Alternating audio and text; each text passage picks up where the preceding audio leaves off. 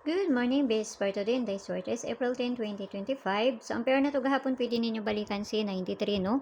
So, nana sa inyo, kung inyo ang balikan kay sa madili ra jud na pareha sa 10 ang ako ang gihatag. So, nakakuanta sa 180 ug sa 957 gabi eh. Unang usay di jud mo magkumpiyansa sa pair kay usay pagkaugma pa na sila magkuan, no? So, nana sa inyo kung ganahan mo mobalik ko sa dili basta ako diri ginaingon lang jud nako na sa inyo ha. No, so mamasin na sa karon nga adlaw basi makakuanta. So, tanawan na to, no? So, makakuan na na punta karon. So, kana na sa inyo, unsay kapares ninyo ng pair na to gahapon basta mo ra gyapon to kung gihatag gahapon, no? So, magkuhan ta ha, hatag na ta og base pair. Base pair na to karon nga adlaw si all 72. So, kana na sa daang ato ang parisa na to karon nga adlaw, no? So, mamasin na sa ta dili na bali-bali ang ato ang base pair karon nga adlaw. So, kung musugay ni, mas maayo og dili wa tay mahimo ana, no? Hatag na tagpamarisa ani.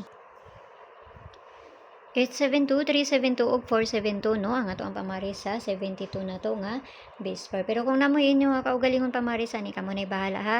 So, hatag na tag base double na to, no? Mandag mo makakuha na sa karon nga adlaw. Dili wa tay mahimo ana ha.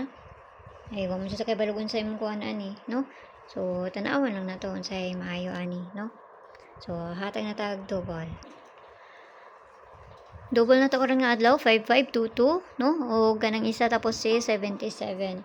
So, kana parisa na to na dito sa page, hindi sources ang gyapon. Paki-follow na ko niyo dito, paki-subscribe ng sadpog ko niyo diri. O dito sa Lea Vlogs kay na dito ang pabonus na to nga ato ang ihatag. So, tanaw na natin yun sa mayo ani, no? Kana lang, so aduan na ko niyo dito sa Lea Vlogs. Kay hatag tag pabonus na to dito. Unsa itong pabonus na to dito gahapon, mura man day gahapon to kung gihatag. Okay, so pamasin ni tanawon na to ni unsay maayo ani ugma. Okay, so kana lang. Tapos ang guide na to karon nga adlaw kani. Ano tong guide karon nga adlaw? Naman si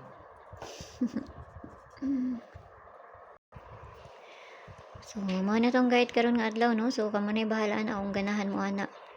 Mag-uban. Say mag-uban ko na sila. Pag dili mo ganahan, ayaw ninyo siya abay, no? So, kana lang. Naon lang tanang makakuan na pud ta. Mura may na diri sa ko, so mura po na akong ikahatag sa inyo ha. So, mayong buntag sa inyo ha, amping ang tanan. So, basi mag-double ugma, no? So, ayaw mo kalimot mag-double. Basta ginagmay lang, ayaw kayo mo pagpalabi ani ha. Kuwara mo isa o duha, tapos abayran ninyo.